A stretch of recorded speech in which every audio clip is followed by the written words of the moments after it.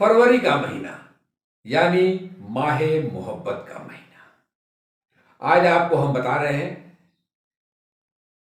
वरिष्ठ आईएएस अधिकारी डॉक्टर हरिओम और गजलकार मालविका हरिओम की मोहब्बत की दास्तान। हो जिंदगी में सभी प्यार किया करते,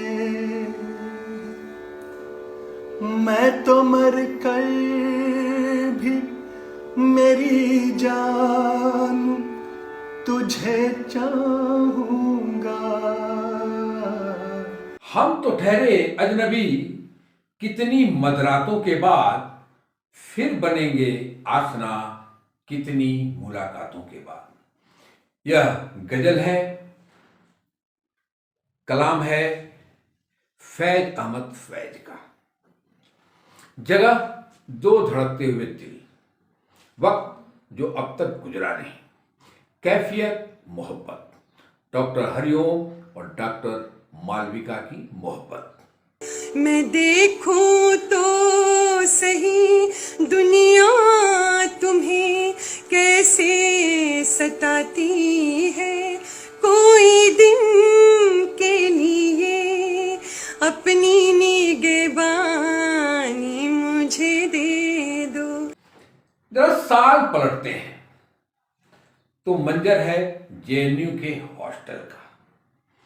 सर्दियों का मौसम है, दो मोहब्बत करने वाले हैं, अंगीठी है, कांधों पर साल है, चाय की खुशबू है, मिजाज में इश्क और बैकग्राउंड में फैज साहब के कलाम है। उस जमाने में डेटिंग ऐसे ही होती थी, बातें कम, खामोशी ज्यादा, तोहफे भी खास होते थे। डॉक्टर हरिओम ने मालविका को जो पहला तोहफा दिया था, उसे डॉक्टर मालविका कई साल तक रिपीट मोड में सुनती रही। वह तोहफा था सुब्बू लक्ष्मी द्वारा गाए गए भजनों की कैसेट का। दोनों के मोहब्बत की शुरुआत कैसे हुई?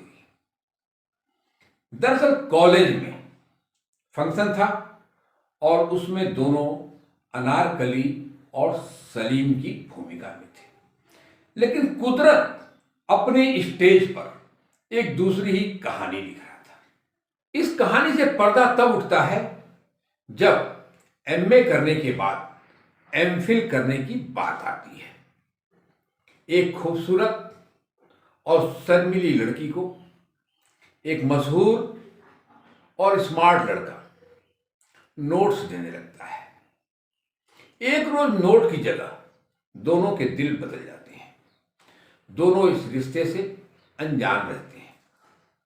वह तो भला हो उनके प्रोफेसर का, जिन्होंने क्यूपिड का किरदार अदा किया।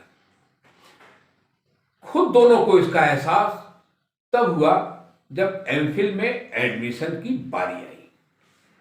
मालविका का एमफिल में एडमिशन हो गया था, लेकिन डॉक्टर हरिओम का नहीं हुआ था। मालविका ने अपने कुछ जानने वालों के बीच यह चर्चा की कि यदि मैं एडमिशन न लूं तो क्या मेरी सीट पर डॉक्टर हरिओम का एडमिशन हो जाएगा। किसी ने यह बात जाकर डॉक्टर हरिओम से कह दी। इसके बाद दोनों और करीब आने लगे। इसके बाद से ही मोहब्बत की यह कहानी परवान चढ़ने लगी और 1998 में दोनों के परिवार की सहमति से डॉक्टर हरिओम और मालविका हमेशा हमेशा के लिए एक दूसरे के हो गए। तभी से दोनों हैप्पी मैरिड हैं।